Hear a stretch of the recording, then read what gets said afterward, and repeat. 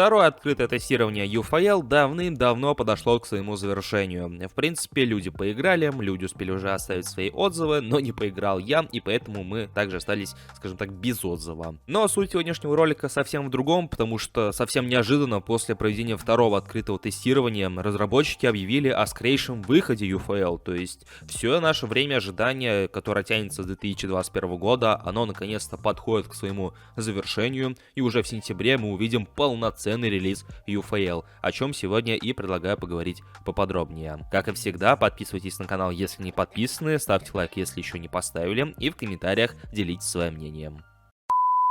Вы играете на консоли и хотите получить будущую FK25 совершенно бесплатно? Тогда это предложение для вас. Геймер проводит крайне простой, но очень ценный конкурс, в котором присутствуют 3 призовых места. Первое место как раз таки будущая FK25, второе это подписка на EA Play, и на третьем месте у вас есть возможность заработать 500 лир на свой аккаунт PlayStation. Все, что вам нужно сделать, так это просто пройти по ссылке в описании и оставить свой лайк. И 28 августа ребята выберут счастливчиков путем рандомайзера. Ссылку на конкурс оставлю в описании под этим роликом и в закрепленном комментарии. Потихоньку вспоминаем хронологию всего произошедшего с UFL. Итак, как мы все с вами помним, в июне стартовало первое открытое тестирование. После закрытого альфа-тестирования, наконец-то чуть большее количество людей, кроме ПКшников и обладателей консоли предыдущего поколения, наконец-то смогли пощупать игру самостоятельно, посмотреть на нее воочию. В принципе, отзывы были в основном положительные и приземленные. Конечно, не обошлось и без негативных отзывов, не без того, что кто-то игру и наоборот критиковал, и вполне заслуженно, но тем не менее в большинстве своем оценка общества была более-менее такой приемлемой, то есть люди видели, что в этом есть какой-никакой, но все-таки потенциал, или же потенциал. Июль месяц для Strikers и UFL прошел достаточно тихо, они публиковали некоторые ролики на своем YouTube-канале, в которых объясняли базовые принципы, как раз таки рассказывали, как правильно взаимодействовать с некоторыми механиками, что они из себя представляют, и в принципе очень даже полезный контент, учитывая сколько всего присутствует в их проекте. И уже в августе они провели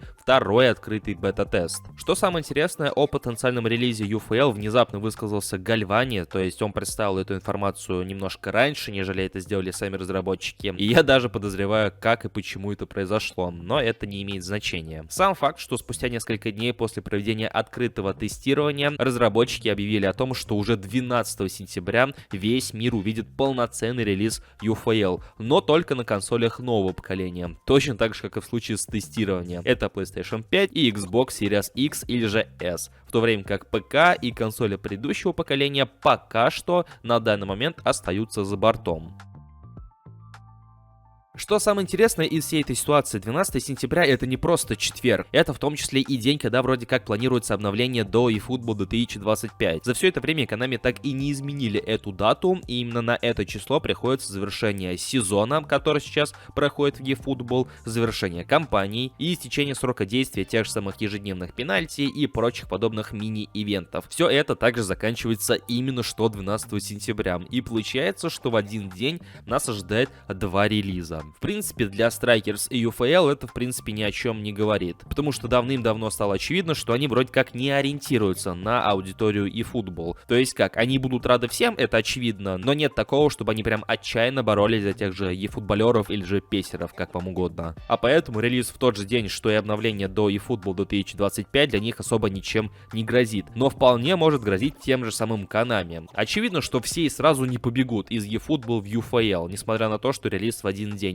Но, тем не менее, это не самый положительный фактор для них, учитывая, что, по сути, ничего нового, судя по всему, мы именно в сентябре, опять же, не получим. Поэтому, банально, из желания попробовать что-то новое, окунуться, опять же, во что-то новое, возможно, некоторые действительно переключат свое внимание именно на UFL в этот день, что, очевидно, не есть хорошо для самих Konami. Ну и также, помимо официального анонса, Strikers объявили о первом, скажем так, донатном паке, который уже можно приобрести за реальные деньги. Это своеобразный предзаказ фри-то-плей игры, но, тем тем не менее, со своими плюшками. Приобретя, скажем так, этот стартовый набор, некоторые игроки получат доступ к UFL на неделю раньше, а также пару-тройку плюшек в виде валюты и некоторых приколюх для будущей кастомизации вашей команды, эксклюзивный стадион и пару-тройку элементов для формы и прочего. Достаточно смелый шаг, в принципе, очевидно, что люди разделятся на два лагеря. Одни скажут, кому надо, тот и купит, а возможно и сами это приобретут, а кто-то будет в лишний раз усмехаться и говорить о том, что игра еще толком не вышла, у нее нет как такового опыта, но она уже вовсю продает подобные